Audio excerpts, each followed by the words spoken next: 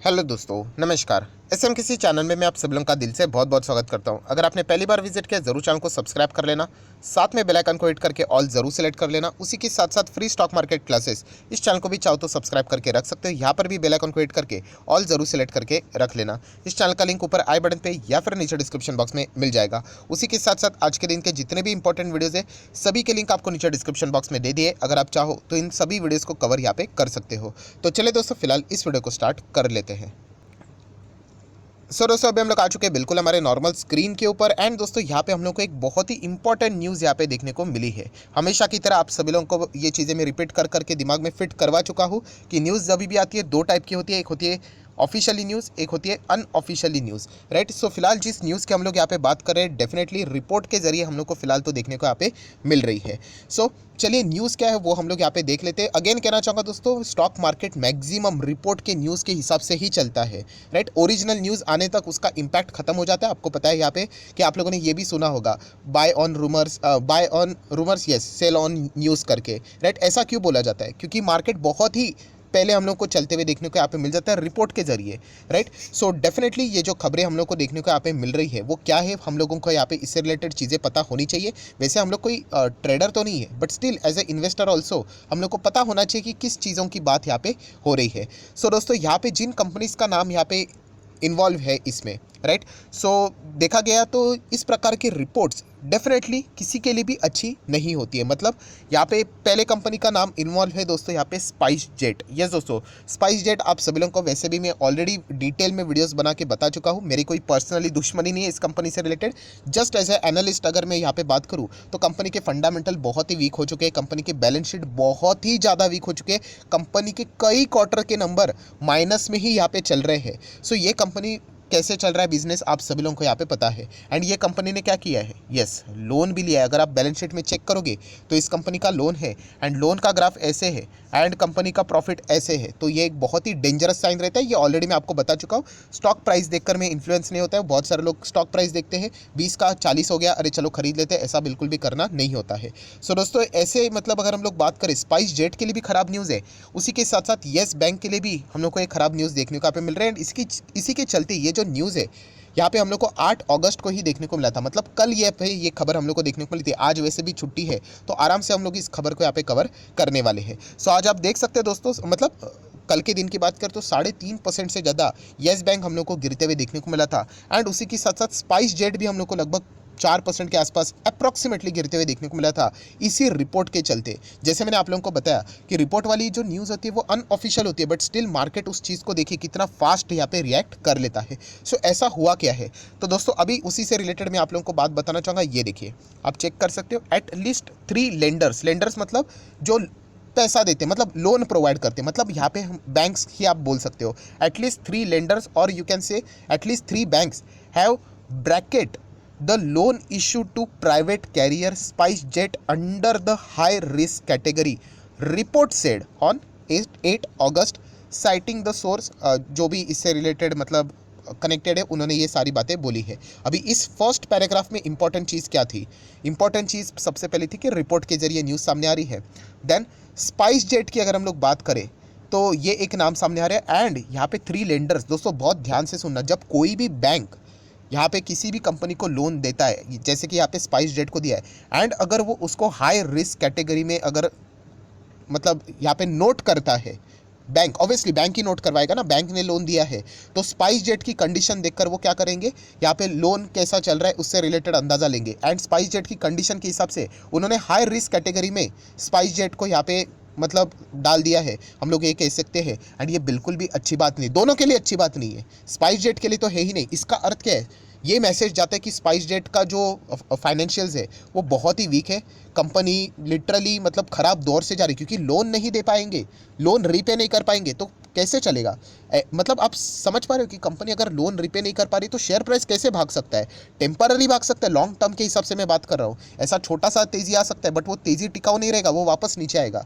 सो spice jet के लिए तो एक ख़राब न्यूज़ है ही, साथ ही साथ जितने भी ये लेंडर्स है जिन्होंने लोन दिया है स्पाइस जेट को उनके लिए भी तो ये ख़राब न्यूज़ है, क्योंकि उन्होंने पैसा दिया है, हाई रिस्क कैटेगरी में डाला है, मतलब वो मान के चल रहे हैं कि शायद से पैसा वापस नहीं आएगा। सो डेफिनेटली ये बहुत ही ख़राब बात रहती है। एंड अगर हम लोग यहाँ पे बात करें तो आप देख सकते हैं रेड फ्लैग कौन से बैंक ने यहाँ पे रेस किया है, तो फिलहाल तो बताया जा रहा है कि IDFC फर्स्ट बैंक, इसका भी नाम सामने आ रहा है, येस बैंक का भी नाम सामने आ रहा है, एंड उसी के साथ साथ स्टेट ओन इंडियन बैंक, इसका भी नाम सामने आ रहा है। ये मैं नहीं बोल रहा हूँ, ये राउटर्स के रिपोर्ट से ये सारी चीज़ें क्लेम यहाँ पे की जा रही है। एंड राउटर्स बहुत बड़ा नाम है, ब्लूमबर्ग की बात करें, राउटर्स की बात करें, राइट, इनके जैसे मैंने कहा कि 100% कोई सही नहीं होता है, गलत भी हो सकते हैं, बट इनकी एक्यूरेसी बहुत ही कमाल की हम लोग को देखने को यहाँ पे मिल जाती है। थोड़ा सा हम लोग और आगे पढ़ लेते हैं। आप देख सकते हैं लेंडर्स मतलब बैंक्स की बात हो रही है, वो कंसर्न है स्पाइस जेट का कैश फ्लो के लेकर, कि यहाँ पे शायद से उनका कॉन्फिडेंस यहाँ पे नहीं रहा होगा कि अच्छा परफॉर्मेंस यहाँ पे कर पाएंगे कि नहीं। एंड अगर ये लेंडर्स की बात अगर मैं साइड में रखता हूँ, अगर मैं अपनी बात भी यहाँ पे सामने आपके रखना चाहूँगा, तो वाकई में स्पाइस जेट का परफॉर्मेंस इतना कुछ खास नहीं चल रहा है। प्लस अगर देखा गया तो बिजनेस यहाँ पे नॉर्मल कैपेसिटी में भी नहीं चल रहा है। आपको याद होगा बीच में मैंने वीडियो भी बनाया था, कौन सा, कि 50% कैपेसिटी के साथ ही अभी इनका बिजनेस आगे यहाँ पे चल रहा है।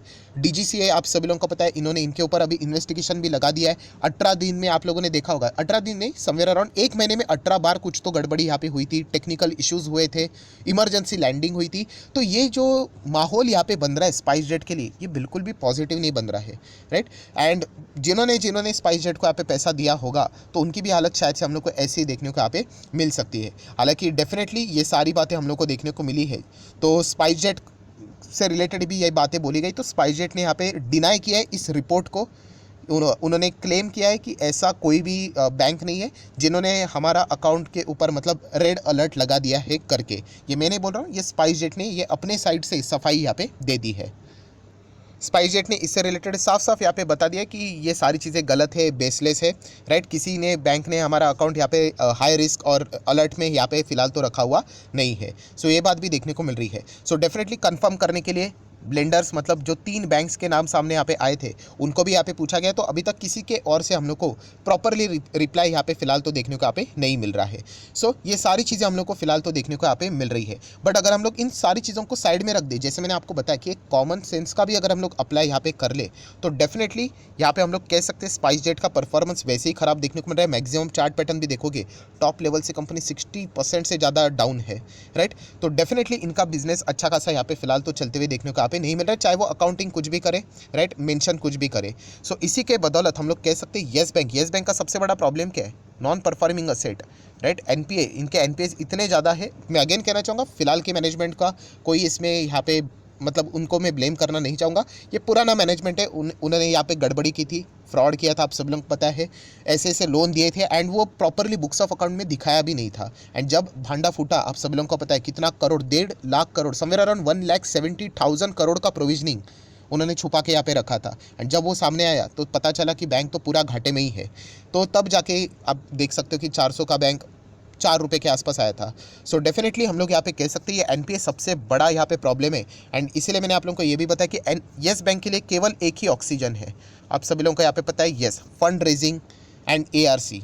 यहाँ पे आप सभी लोगों को पता है अगर पैसा आ जाता है, आप लोगों को पता है येस बैंक 9,000 करोड़, 8 से 9,000 करोड़ फंड रेजिंग से रिलेटेड बहुत कोशिश कर रहा है। एंड अगर ये पैसा नहीं आया तो डेफिनेटली येस बैंक का शेयर जितना हम लोग को भागते हुए देखने को मिला है, अगर मैं यहाँ पे बात करूँ, ये देखिए जिस रफ्तार से ये भागा है उसी रफ्तार से वापस नीचे भी आ सकता है। हाँ, अगर ये फंड रेजिंग सक्सेसफुल हुई तो डेफिनेटली ये 20 तक भी जा सकता है, बट ये कोई ट्रेडिंग बेट नहीं है। मैं ऑलरेडी आप लोगों को यहाँ पे बता चुका हूँ, मैं इन्वेस्टर हूँ।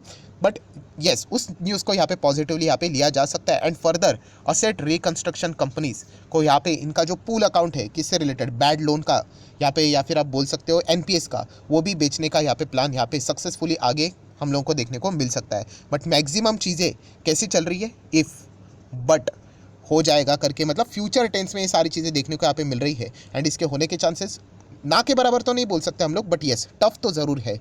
सो डेफिनेटली यहाँ पे मैं बस इतना ही कहना चाहूँगा। मैं बहुत सारे आप लोगों को यहाँ पे बता चुका है, येस बैंक में जो भी इन्वेस्टर है वो सभी के सभी मैक्सिमम रिटेल इन्वेस्टर देखने को मिल जाते हैं। बहुत सारे लोग इमोशनली पैसा यहाँ पे लगाते हैं। एंड मैं ऑलरेडी आपको बता चुका हूँ, अगर आपको पैसा लगाना ही है लर्निंग के हिसाब से छोटा अमाउंट लगाना ठीक रहेगा।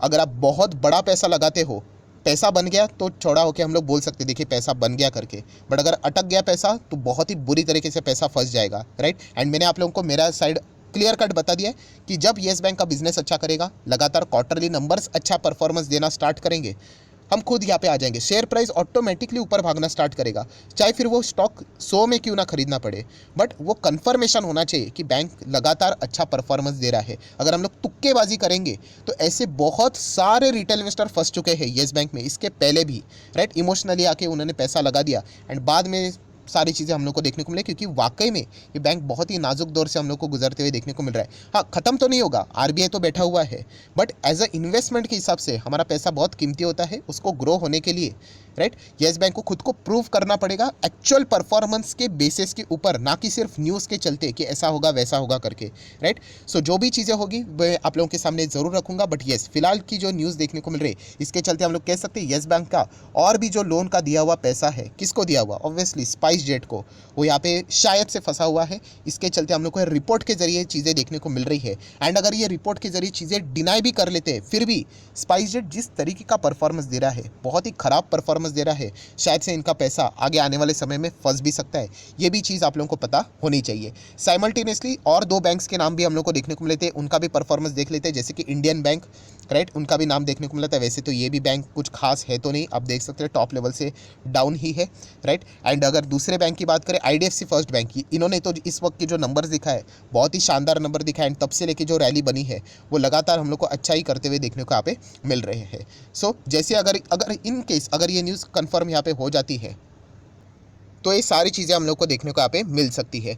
जो आखिरी में मैंने दोस्तों अभी रिपोर्ट यहाँ पे चेक की है इसी न्यूज़ के चलते, तो जैसे मैंने आपको बताया कि यहाँ पे 3 बैंक है, Yes Bank, Indian and IDFC First. So यहाँ पे चेक किया गया, मैंने अभी जस्ट लेटेस्ट चेक किया राउटर्स के ही साइट के इधर, तो आईडीएफसी फर्स्ट बैंक की ओर से यहाँ पे बताया जा रहा है कि उन्होंने ऐसा कोई भी अभी तक रेड फ्लैग फिलहाल तो रेज नहीं किया। जस्ट अभी मैंने यहाँ पे चेक किया तो ये एक चीज़ हम लोग को कंफर्म देखने को मिली है। बट यहाँ पे इंडियन बैंक की बात करें एंड येस बैंक की बात करें, अभी तक ये सारी चीज़ें हम लोग को साइलेंट ही देखने को यहाँ पे मिल रही है। सो जितनी भी इंपॉर्टेंट बातें थी सारी मैंने आप लोगों के सामने रख दी है। अगर आपको वीडियो अच्छा लगे तो ज़रूर लाइक एंड शेयर यहाँ पे कर सकते हो।